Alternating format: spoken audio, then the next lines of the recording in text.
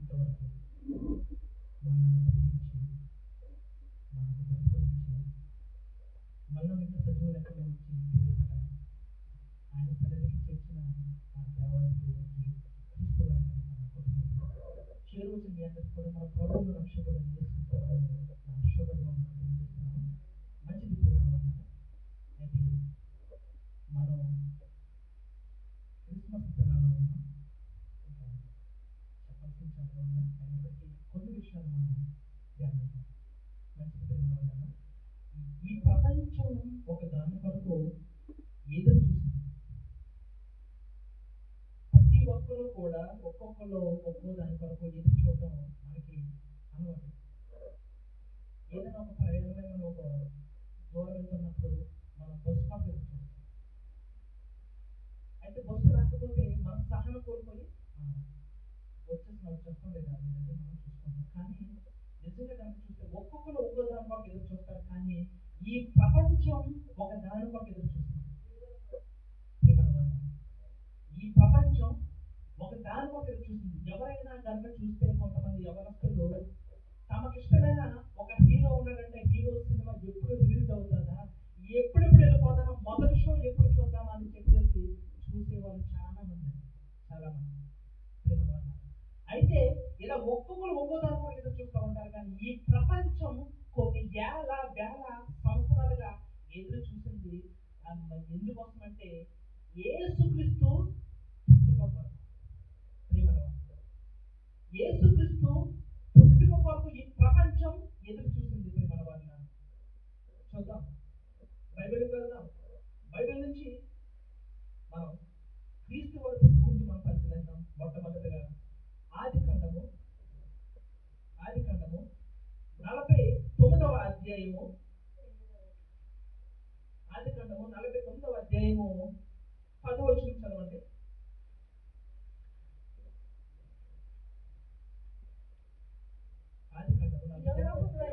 షిలోహు వచ్చే వరకు యోధా యుద్ధ నుండి దండము తొలగదు, అతని కాళ్ళ మధ్య నుండి ఏం తొలగదంట?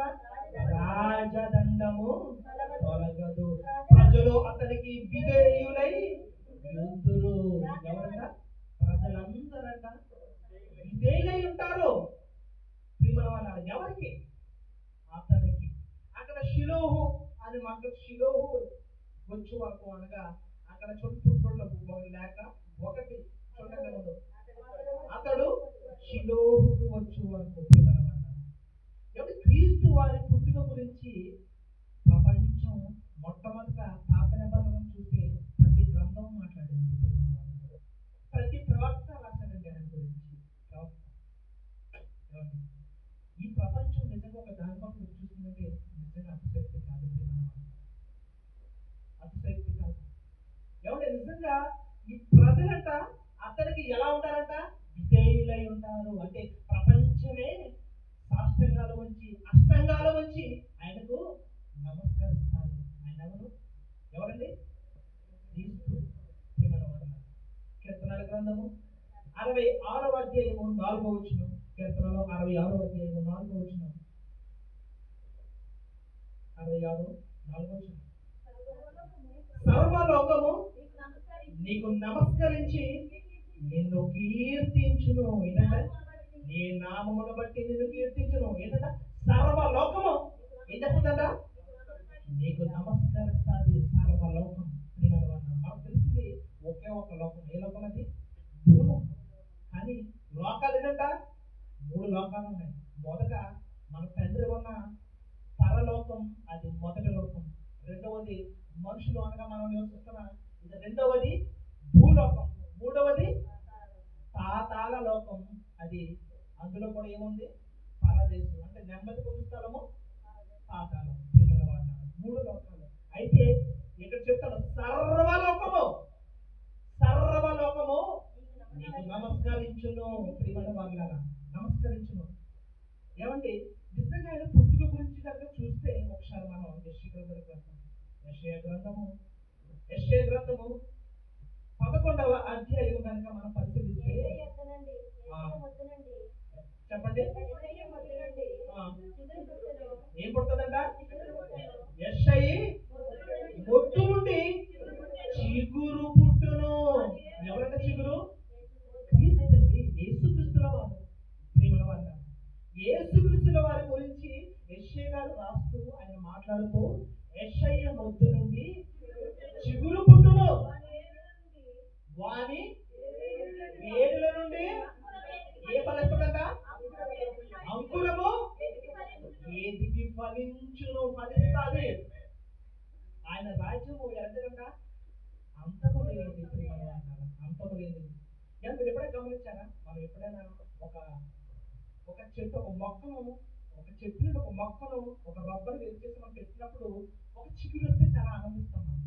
ముఖ్యంగా ఎక్కువగా మనం చూస్తూ ఉంటాం చాలా మొక్కలు, పూల మొక్కలు కానీ చాలా మొక్కలు, మీకు మునగ చెట్టు కూడా చూస్తాం, చిగురు వస్తున్నప్పుడు చాలా ఆనందపడతాం చూడండి.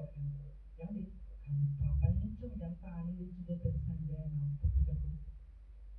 నిజంగానండి, సర్వలోకము ఆయనకు నమస్కరించును. ప్రియమైన వాళ్ళ, దీని గురించి దేవుడు మాట్లాడుతూ ఇది ప్రవచనం అంటే నెరవేర్పు మనం చూద్దాం. ఎక్కడ జరిగిందో మత్తయి సువార్త 1వ అధ్యాయము 22వ వచనం.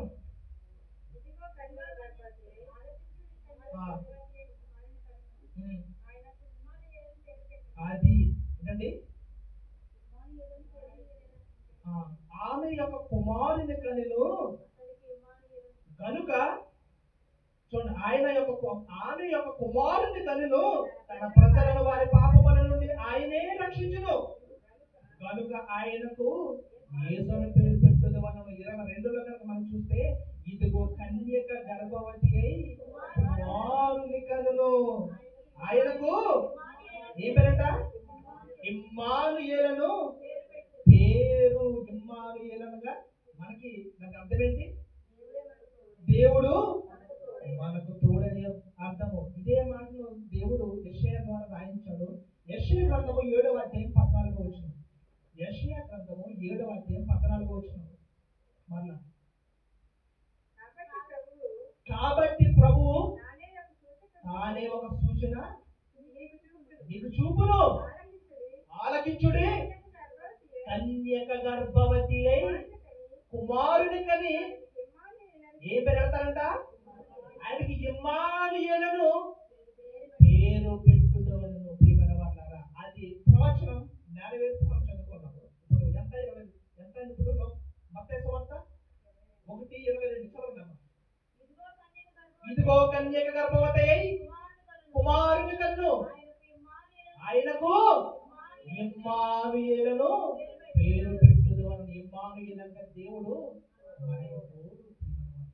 ఎవరి కన్న తండ్రి అయిన దేవుడు మన అనాథల మనలకు ఒక తోడును ఏర్పరచడానికి, మనల్ని రక్షించడానికి, మన పాపాల నుండి విముక్తిని కలిగించడానికి ఆయన తన కుమారుని ఈ లోకానికి పంపించాడు. ఏమండి, ఇది పుట్టుకుని మనం చూస్తే ఇర్మియా గ్రంథంలో కూడా మనం వెళ్తాం. ఇర్మియా గ్రంథము 23వ అధ్యాయము 5వ వచనం. ఇర్మియా గ్రంథము 23వ అధ్యాయము 5వ వచనం. యెహోవా ఎలాగో ఆజ్ఞించుచున్నాడో ఏంటండి? రాబోవు దినములలో నేను దావీదునకు ఏ చిగురంటది? నీతి చిగురు. చిగురు మనకు తెలుసు, మరి నీతి చిగురు ఏంటి? నీతి చిగురు ఎవరండి? ఈ ప్రపంచంలో ఒకే ఒక్కడు నీతిమంతుడు ఎవరైనా? ఆ నీతి చిగురు మన చూడండి ఒకసారి. యెహోవా ఎలాగ ఆజ్ఞించుచున్నాడో రాబోవు దినములలో నేను దావీదునకు నీతి చిగురును పుట్టింతును. ఇప్పుడు చెప్పండి, యేసుక్రీస్తు వారు ఏ గోత్రం వచ్చాడండి? ఏ గోత్రం అది? యూదా గోత్రం. అంటే దావీదు మొద్దు, అంటే దావీదు మొద్దు నుండి ఏం పుట్టును? చిగురు. యెషయా మొద్దు నుండి ఏం వచ్చింది? దావీదు వచ్చాడు. దావీదు వంశం నుండి ఎవరు వచ్చారు? యేసుక్రీస్తు వచ్చాడు. యేసుక్రీస్తును పరిచయం చేయడానికి దేవుడు ఇష్టం. దేవుడు యేసుక్రీస్తును పరిచయం చేయడానికి ఆయన పుట్టుక గురించి కనుక మనం చూస్తే, ఏమండి, నిజంగా ఒకసారి మనం బైబిల్కి వెళ్దాం, కొద్దిసారి మనం చూద్దాం.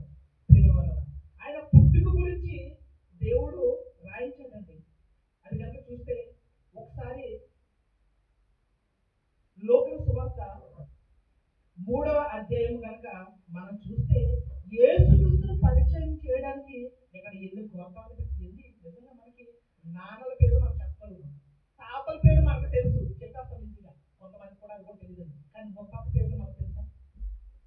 మన ముత్తాత పేర్లు మనకు తెలుసా?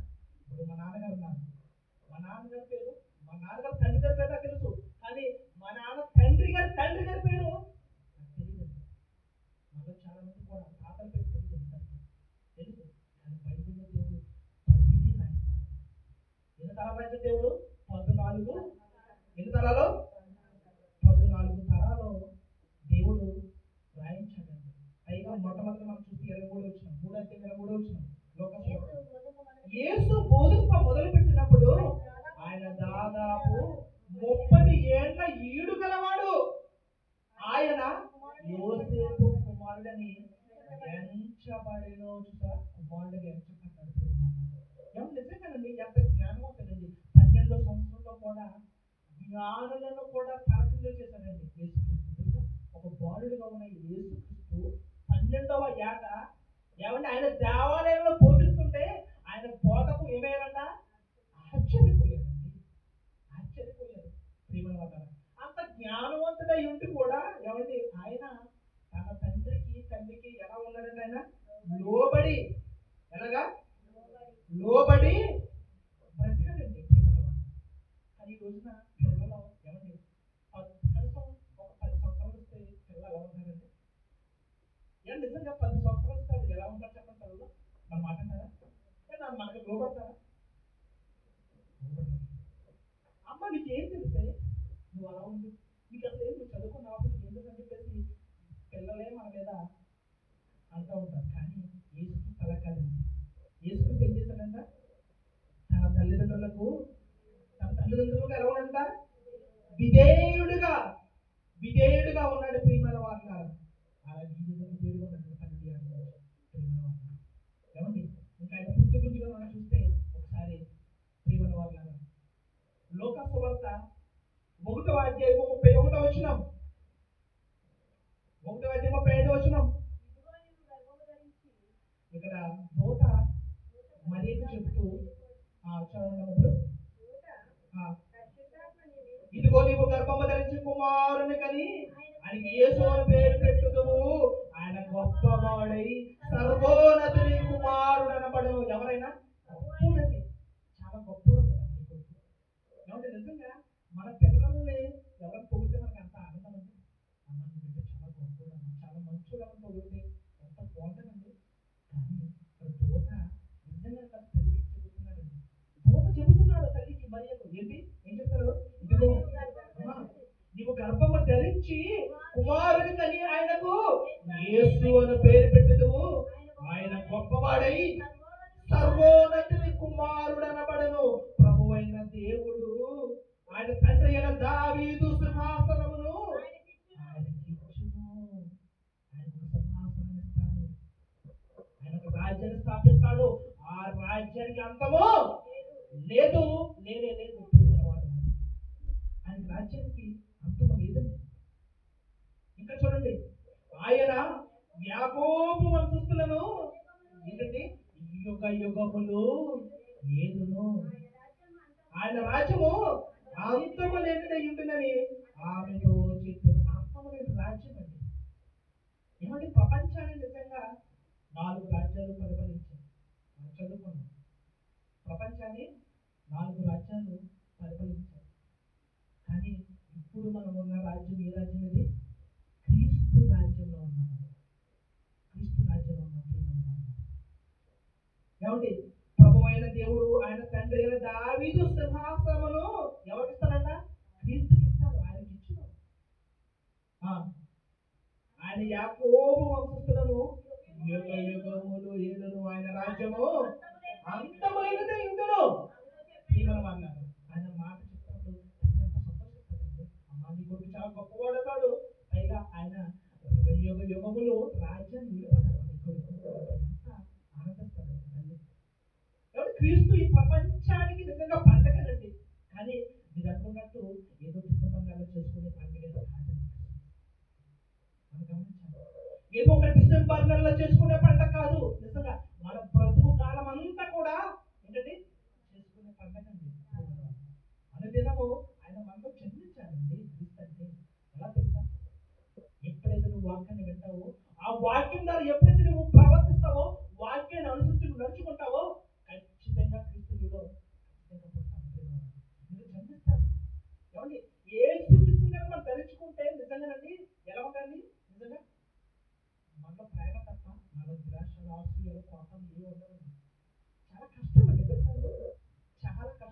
వాళ్ళు అందరూ బాప్తిసం తీసుకుంటాం, కానీ మనం కూడా అలా బతకలేమండి.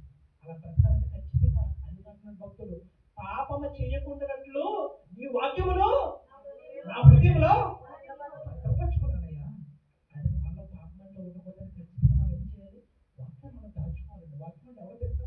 వాక్యం ఎవరు? క్రీస్తు. క్రీస్తు కాబట్టి ఆ వాక్యాన్ని మనం దాచుకోవాలండి. ప్రకటన గ్రంథము 5వ అధ్యాయము, ప్రకటన గ్రంథము 5వ అధ్యాయము, తండ్రి కుడి చేతిలో ఉన్న ఒక గ్రంథం ఉందండి. ఆ గ్రంథాన్ని విప్పే మొనగాడు ఎవరు? చూడండి, ప్రకటన గ్రంథము 5వ అధ్యాయము, మరియు లోపటను వెలుపటను వ్రాత కలిగి 7 ముద్రలు గట్టిగా చేసి ఒక గ్రంథము సింహాసనమునందు ఆసీనుడైండు అని కూర్చుట చూచితిని. యోహాను గారు చూస్తున్నాడు దర్శనంలో. యోహాను గారు దర్శనంలో చూస్తున్నాడు.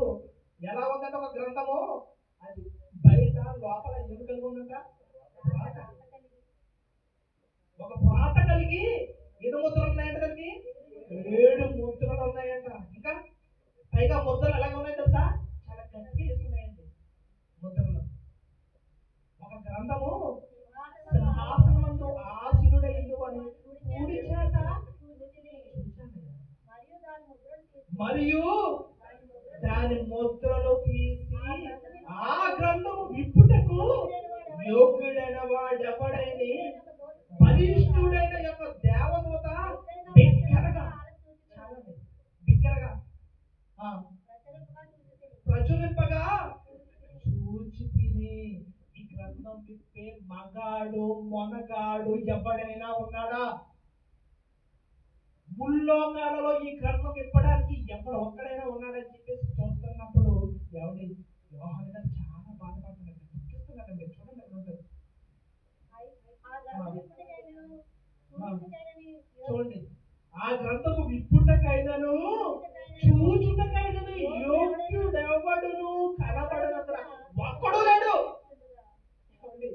ఒక్కడు లేడండి. ఆ గ్రంథాన్ని విప్పే మగాడు మొనగాడు ఒక్కడు లేడు. ముల్లోకాలు చూసిన ఒక్కడు లేడండి.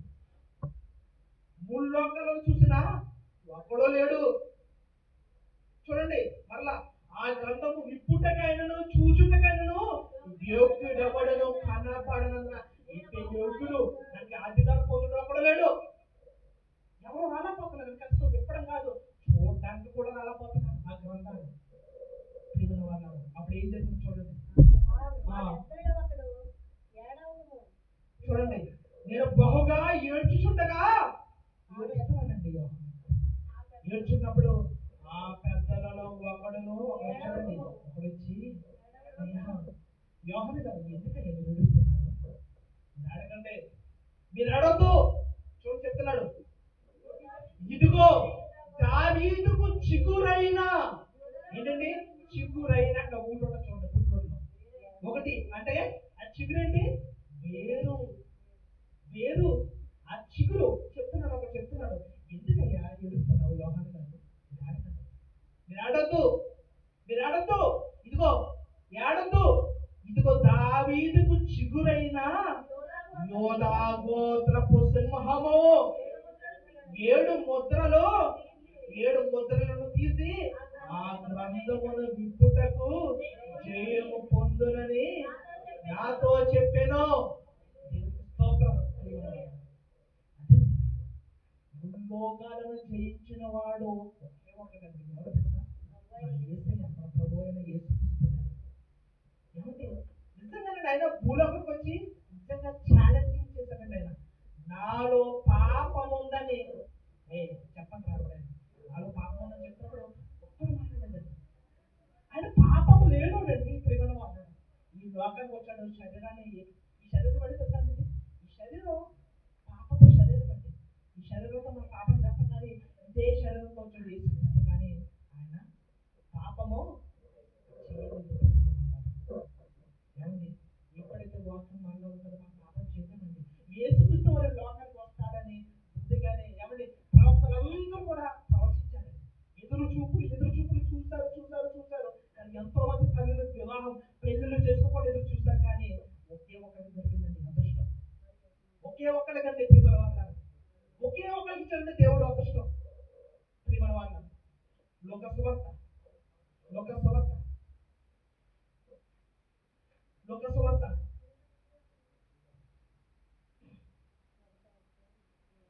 1:28 ఆ దూత లోపలికి వచ్చి ఆమెను చూచి దయాప్రాప్తురాలా నీకు శుభము, ప్రభువు నీకు తోడై ఉన్నాడు అని చెప్పాను.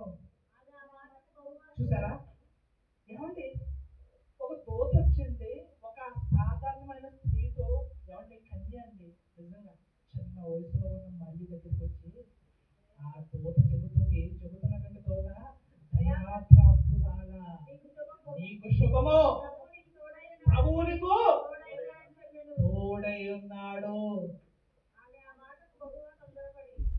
ఏమండి నిజంగానండి ఆమె దయాప్రాప్తురాలండి. ఇంకో మాట అక్కడ చూడండి, ఆమె ఆ మాటకు బహుగా తొందరపడి ఈ శుభవచనం ఏమిటో అని ఆలోచించుకుంటుండగా దూత ఒక మాట అందండి. ఏమన్నా తెలుసా?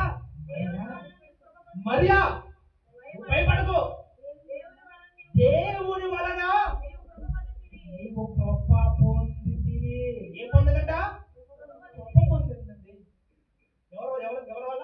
దేవుని వల్ల కృప పొందాలి. ఎవరు నిజం చెప్పండి, ఎంతమంది అండి మనం దేవుడు కృప పొందుతున్నాం మనం? దేవుడు మన పట్ల దయ చూపిస్తున్నానండి, మనం కృప పొందుతున్నామా? ఎక్కడ పొందుతామండి? మనలో అసూయలు ఇవన్నీ కదండి, మనలో పాపం.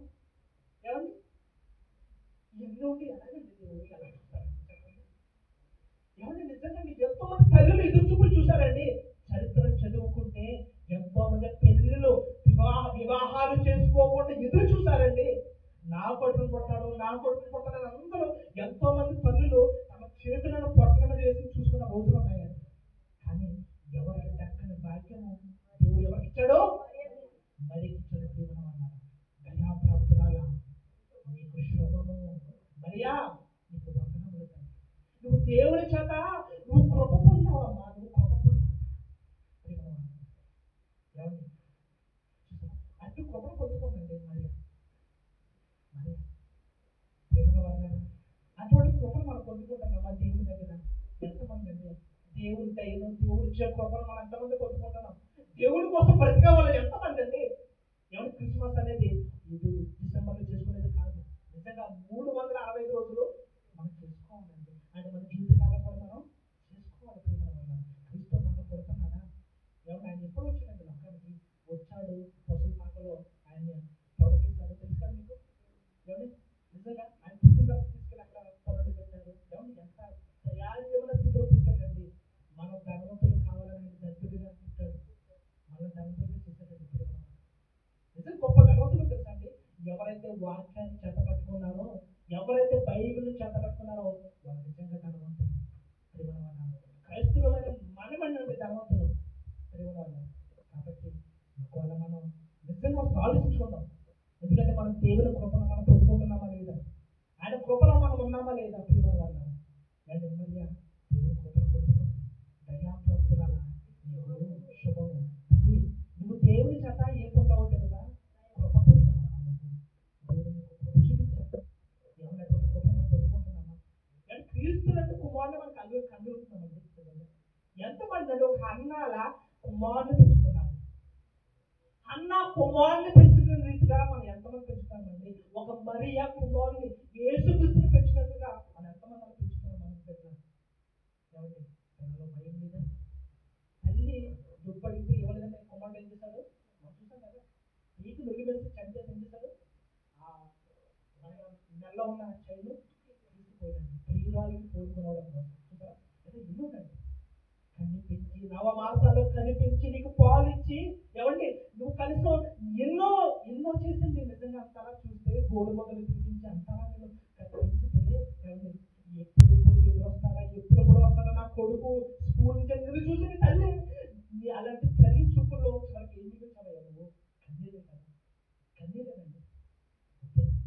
మన పెట్టిన నిజంగా మరియా నిజంగా ఆమె ధన్యురాలండి. దేవుని చేత కృప పొందింది. నిజంగా ఒక హన్న కుమారుని పెంచిన విధానం మనందరికీ తెలుసు. అలా పెంచుతామండి. క్రీస్తు లోకానికి వచ్చినప్పుడు ఏమండి నిజంగా ఆయన కోసం ఈ ప్రపంచమే ఎదురు చూసింది. అది ఓకే, కానీ ఇప్పుడు యేసుక్రీస్తు మరలా రాబోతున్నారు. ఇది పెద్ద సమస్య కదండి. ఎందుకంటే ఎంతవరకు మనం పండగ చేసుకున్నాం కానీ